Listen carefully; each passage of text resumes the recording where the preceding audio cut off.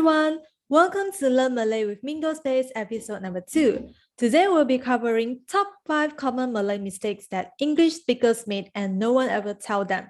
So let's look at the first common Malay mistakes, which is siapakah and apakah. So both of them are question words, and we both know that siapakah means who and apakah means what, but sometimes we'll still make mistakes. Now let's look at the questions that I have prepared. So I have prepared 2 questions over here, and you can see the first one is about nama kamu, which is about your name. And the second question is nama kucing kamu. So it's about your cat's name. So the question is, should we use siapakah or apakah for them? So let's look at the first question. So the keyword over here is you. So that means we're asking about human. So the answer should be siapakah. And the second question, your cat's name. The cat's name, so you're asking an animal. So we should be using apakah. Now to understand more about this Malay common mistake, I've prepared a slide. Let's go. Now we have learned about the siapakah and apakah. We're going to look at more details about siapakah and apakah. Let's look at the left side, siapakah. So as I mentioned before, siapakah is commonly used for human. For example, who is your best friend? Or who is your teacher? So siapakah nama guru kamu? And you can see that I translate it into who, because siapakah is who instead of what. And we can see that the sentence structure is the same as the first episode, nama guru kamu. We will talk about the name because the name is the important thing, and the guru, teacher, and kamu is you. Let's look at the right side. The right side is apakah. So when do we use apakah? We use it for asking objects, animals, and plants. Just like we did in the quiz just now, we asked about the cat's name. So this is another example. Apakah nama anjing kamu? So what is your dog's name? So anjing is dog and name is nama. Now let's proceed to the next question. The second one is yala and adala. So we all know that yala and adala means is, am, and are. But what are the differences between these 2 Malay words and how do we use them correctly? So to understand them better, I've prepared 2 questions to ask you guys. So let's look over here. The first one is Lily something kawan baik saya. In my first video, we have learned about kawan baik, which means best friend. So now we're going to think about what should we put? Is it yala or adala? So the answer is yala. Well done. Okay. Now let's look at the second question. Rumah saya something sangat besar. So which means my house is very big. So it's over here, it's the same, is, same as Lily is my best friend. But what is the answer? Is it still the same yala? And the answer is adala. Okay. To understand them better, I've prepared a slide. Let's proceed to the slide. Let's go. Now we have looked at the yala and adala. We're going to understand them better using the slides. So let's look at the first one. Yala is commonly used before noun. So for example, saya ialah seorang guru. I am a teacher. And you can see that I use a bracket over here because seorang, a people, and it's a collective noun. Let's look at the adala. Adala is commonly used before adjectives and prepositions. So you can see that usually we use it for like, my house is very big. So very big is an adjective. And we can see another example. Kasutnya adalah sangat cantik. So her shoes are very beautiful. So cantik is beautiful, and kasutnya, kasut is shoes, and nya is her. So we can see that the difference between yala and adala clearly now. Okay, let's proceed to the third common mistake. which is di and pada. So for this one, I realized that a lot of my students have made this mistake. This is because di and pada is quite similar in English, which is at. However, there is slightly difference in Malay. So to understand that better, let's look at the questions that I have prepared. So I have two questions over here. The first one is, rumah saya something Kuala Lumpur. So Kuala Lumpur is the capital of Malaysia. Let's look at the question. So my house something Kuala Lumpur. So my house is at Kuala Lumpur. So as I mentioned before, di and pada means at, but how do we use them correctly? So let's look at the answer. The answer is di.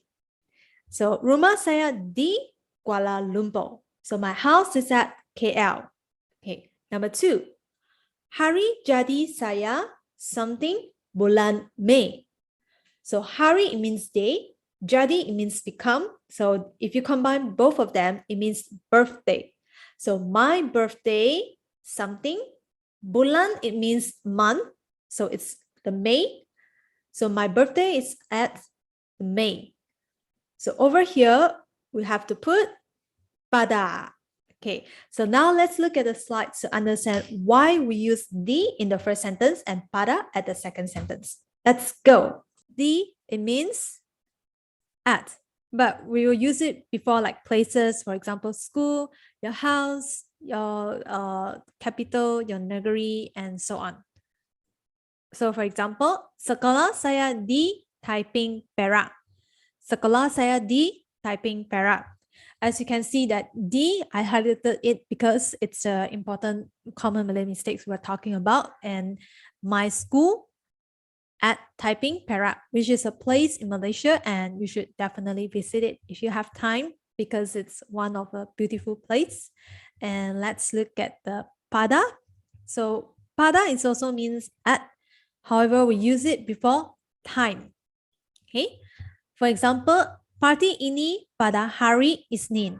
So this party is on Monday, and we can see that I bracketed is because in Malay we don't say party ini yala or Adala pada hari Isnin. It's commonly that we will just skip the is in Malay. Okay, and party ini pada hari Isnin, which means this party is on Monday. Okay, so di for place and pada for time. Now let's proceed to the fourth common mistake. Kami and kita. So kami and kita is commonly understood as we or us, but what are the differences? Let's look at the first one, which is kami. So kami is only for people on the speaking side, not including the listener. So we have to understand this very clearly.